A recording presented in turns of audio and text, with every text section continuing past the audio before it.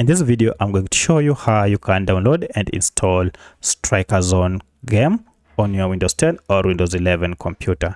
If you find this video helpful, I'll kindly request that you support me by liking the video and also by subscribing to my channel.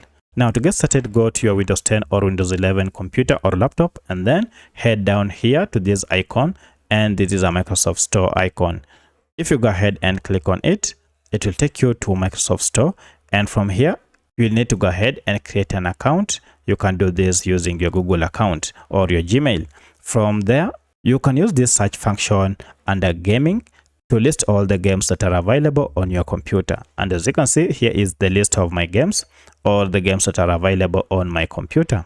And you can see my game is here that I want to download, Striker Zone.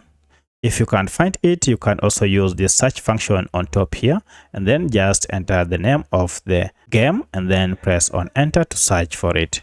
Once you find it, go ahead and click on it, and from here you can now begin downloading your Striker Zone War Action Shooter by just clicking on get, and this will go ahead and initiate the download process.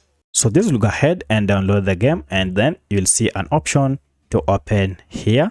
And now your game should be available on your computer. You can launch the game directly from there. Alternatively, you can come under recently added apps or programs, and you can easily add the game that you downloaded by just right clicking on it and then pin to start menu, and it will be added to your set menu. As you can see, I have some of the games that I added to my set menu here. You can now always launch them from here, or you can drag and drop it anywhere on the desktop where you can easily access it or start playing it whenever you want. So that's how you download and install Striker Zone game on your computer or on your laptop. If this video is helpful, please like it and also subscribe to my channel. Thanks for watching, and let's meet in the next video.